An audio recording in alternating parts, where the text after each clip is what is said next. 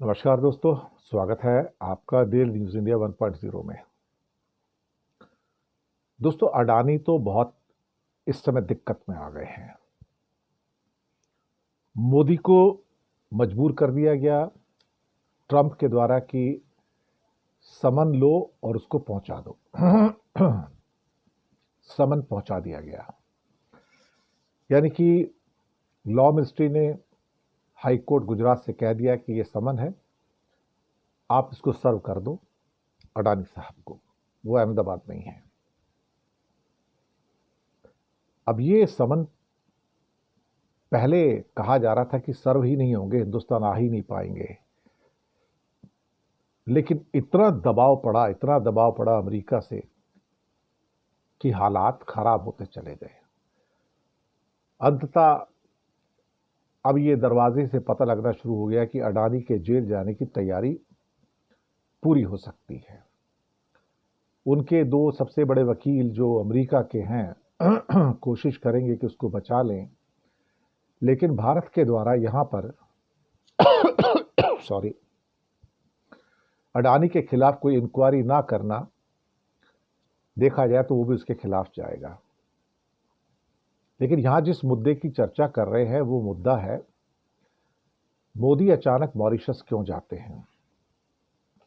हमने पहले भी एक प्रोग्राम में कहा था कि मॉरिशस ही वो अड्डा है जिसके द्वारा अडानी का सारा काला कारोबार चलता है। जहां पर ऑस्ट्रेलिया की माइन से निकला हुआ कोयला जो निकलता तो ऑस्ट्रेलिया से है या इंडोनेशिया की माइन से निकलता है अडानी की, लेकिन उसका बिलिंग सिंगापुर से होता है। पहला बिलिंग ऑस्ट्रेलिया और इंडोनेशिया से होता है, दूसरा उसका बिलिंग सिंगापुर से होता है जहां उसकी अपनी कंपनी है। विनोद अडानी, गौतम अडानी का काला संसार।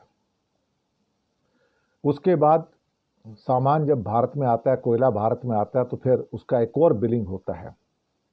यानी कि कोयला पहले ऑस्ट्रेलिया की और इंडोनेशिया की खान के द्वारा दुबई को बेचा जाता है विनोद अडानी को। उसके बाद विनोद अडानी जो है उसको भारत को बेचते हैं और भारत से दुगना पैसा लेते हैं। अगर $2,500 की कीमत हो तो इंडिया से वो $5,000 डबल बिलिंग करके, यानी कि एक ही चीज की दो इनवॉइस बन जाती हैं। और जब भारत से वो $5,000 आ जाता है $2,500 की जगह पे, तो उसमें से जो बचा हुआ $2,500 है जो प्रॉफिट है उसको मॉरिशस भेज देते हैं। मॉरिशस उनका मेन काले व्यापार का अड्डा है जहां से शेल कंपनियां उनकी वहां पर हैं और वो शेल कंपनियों के द्वारा पैसा फिर भारत की स्टॉक एक्सचेंज में आता है। वो शेल कंपनियां बीच में थोड़ी सी तफ्तीश के अंडर में आ गई थी और अमेरिका का भी सुनने में आया कि उसके ऊपर दबाव था कि यहां पर जो भी शेल कंपनियां हैं आप उसके बारे में जानकारी इकट्ठी करके हमको बताओ। तो अडानी मॉरिशस में फंसते हुए नजर आ रहे थे। जब अडानी फंसते नजर आए तो मोदी चौंक जाते हैं और सोचते हैं कि भाई इसको बचाना बहुत जरूरी है, चलो एक काम करते हैं, एक मॉरिशस की यात्रा करते हैं और वहां जाके टेलीफोन पे बात करनी बेकार है, हो सकता है कोई टेलीफोन मेरा रिकॉर्ड ना कर ले, तो मॉरिशस जाके बंद कमरे में वहां मॉरिशस की सरकार से बात करेंगे कि यहाँ पर जो शेल कंपनियां बना रखी हैं अडानी ने, गौतम अडानी और विनोद अडानी की जो कंपनियां हैं जिसके द्वारा सारा का सारा काला कारोबार होता है, उसको कैसे सेफ गार्ड किया जाए।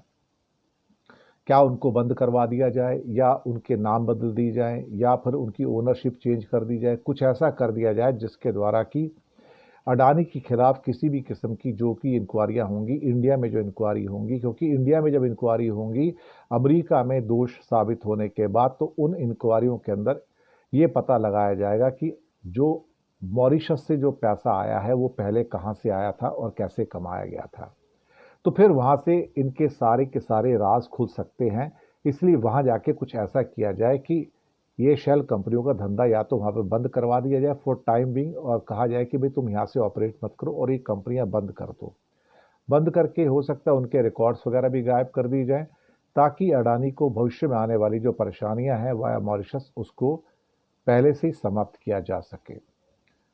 और कहा तो यही जा रहा है कि भारत की पूरी सरकार मॉरिशस में थी, यानी कि अलग अलग लोग जो गए थे प्रधानमंत्री जी के साथ में, उनका मकसद एक ही था कि वहाँ जितने भी सबूत हो सकते हैं अडानी के खिलाफ शेल कंपनियों के रूप में या किसी और बैंकिंग ट्रांजैक्शंस के रूप में, उनका रिकॉर्ड कैसे मिटा दिया जाए या फिर ये कहा जाए कि उनको इस ढंग से मोल्ड कर दिया जाए कि अडानी पर कोई आंच ना आए। ये सबको पता है कि भारत में जितनी सीमेंट कंपनियां खरीदी गई या बाकी उनकी शेयर्स खरीदे गए सारे इंडिया में, वो सारे के सारे उसी काले पैसे से थी जो कि पहले ऑस्ट्रेलिया से और इंडोनेशिया से निकलकर उसकी इन्वॉइसिंग होती है, फिर उसके बाद सिंगापुर में इन्वॉइसिंग होती है, फिर उसके बाद एक इन्वॉइसिंग फिर दुबई से भारत के लिए होती है। तो एक ही चीज़ की 3-3 इन्वॉइस करके भारत में भेजा जाता है, फिर उसकी प्रॉफिटेबिलिटी को मॉरिशस भेजा जाता है, फिर उस प्रॉफिट को भारत में भेजा जाता है ताकि वहाँ से शेयर्स खरीदे जा सकें। तो ये काला बाजार जो है मॉरिशस का, उसको कहीं ना कहीं क्या कहते हैं कि उससे खतरे पैदा हो रहे थे। तो उन खतरों को कम करने के लिए सुनने में आया, सूत्र ही बताते हैं कि मोदी जी मॉरिशस की अचानक यात्रा पे चले गए ताकि अडानी को बचाने का वहाँ पर बंदोबस्त किया जा सके। शुक्रिया आपका।